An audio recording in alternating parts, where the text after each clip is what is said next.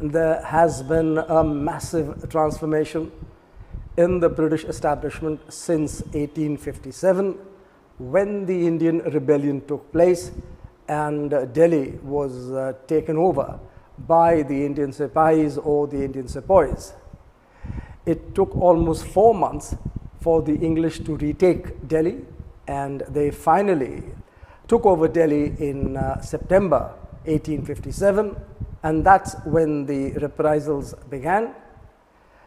In the meantime, in July of 1857, around 200 children and women, English or rather British children and women, had been killed at Bibagarh in Kanpur, either by the direct or indirect instructions of Nana Sahib. The fact remains that 200 women and children were killed, and this enraged the English establishment. They were incensed, and so therefore, by the time September came and Delhi was finally overrun by the English, the vengeance program began. It is said that at least 150,000 Indians were killed across Delhi, Kanpur, Allahabad, and Lucknow. The south was untouched, the west was untouched, but northern India, especially the Gangetic Plain, was in flames. Thousands and thousands of Indians, largely civilians, were killed.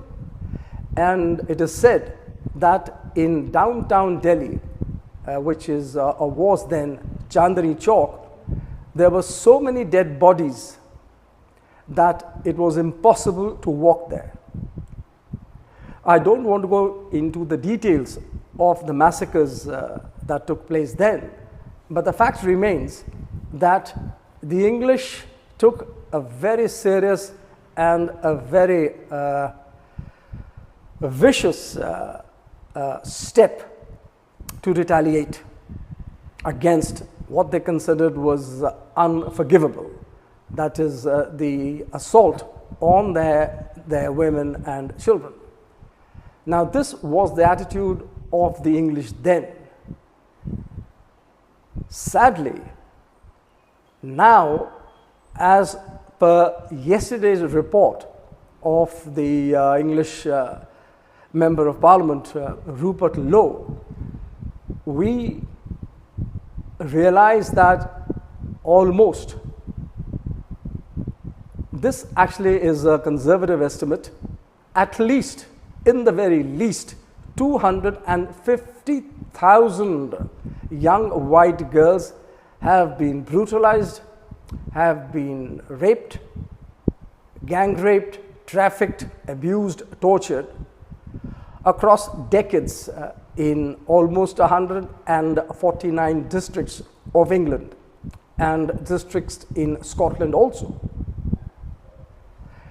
This is a very serious charge. This is evidence-backed. We have testimonies in this report. I have gone through the report, which is more than 200 pages long. I would not recommend that you go through the testimonies because they are harrowing, they are horrible, they are stomach-turning, they are sad. But the introduction, the conclusions, and the suggestions require examination. The fact remains that these young girls, as young as 10 or 11 years, were groomed and were tortured by a certain section of the English population which was non-white. The statistics are that 87 to 95% of these atrocities and these convictions were caused by a minority group. I won't mention this group. They belong to a certain country and they belong to a certain theological philosophy.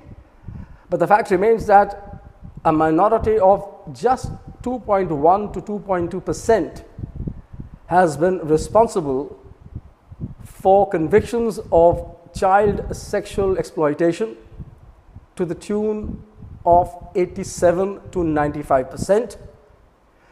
The Imam of the Oxford Islam congregation states that 95% of these atrocities were done by a particular religious group. And we have other statistics that convictions, 84% of convictions in connection with child sexual exploitation was done by a certain religious group. I won't name the religion, there is no point, because the report is available on the net and can be easily traced and read by you. So we have a situation wherein 2.1 or 2.5% of the population is responsible for almost 90% of sexual atrocities committed over decades in England. The problem is that the complaints of these children, of these white girls, was ignored. They were ignored by the police, by the social workers, they were ignored by the hospitals, by the emergencies of these hospitals. They failed to record, they did record, but they failed to report the fact that they were witnessing, that they were examining little girls of just 12 or 13 years with pregnancies, with abortions, giving births, having trauma in their private parts, having sexual transmitted infections. And yet, these doctors, I presume these were junior doctors, of course supervised by registrars in the emergency departments of these hospitals, and there must be a consultant over them, overseeing these junior doctors. These doctors failed to report these atrocities committed on these little girls. So the fact remains that for decades, these girls, primarily, in fact, only white girls, British nationals, English girls, had massive atrocities committed. They had been assaulted, trafficked, tortured, raped, and the establishment chose to look the other way. The politicians did not take any active role. The judiciary also took no active role. So therefore, now we have a situation wherein, as I began, that something has changed drastically, something has changed substantially in the mindset of the English people. The time has now come that these offenses that were committed, these assaults that were experienced by these little girls, that these perpetrators, the perpetrators of these crimes, are held accountable. And the report has some suggestions, and to cut it short, I mean, it is just common sense that these complaints should be examined diligently, that the sentencing should be adequately harsh, and the considerations for deporting these perpetrators should be kept in mind. That would be very important.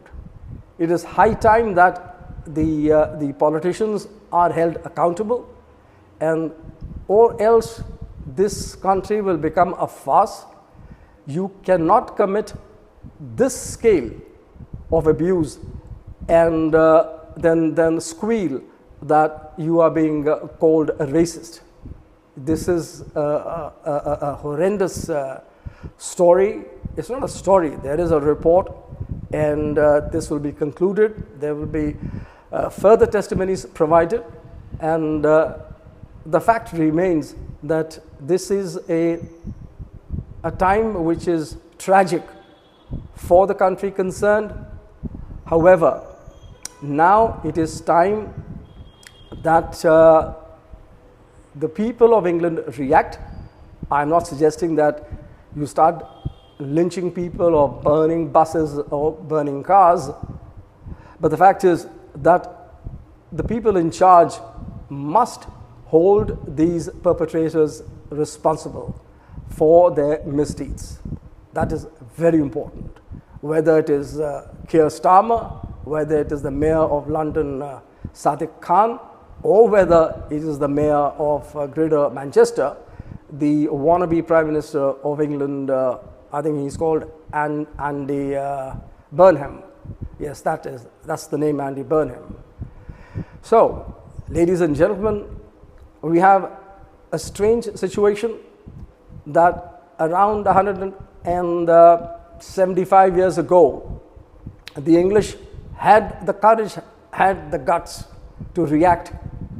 They had the commonsensical reaction of avenging the killing of their children and their women. And the numbers were much, much less in that time than the numbers that are being presented to us. 250,000 is a very large figure. That is a very large amount of tyranny and atrocity.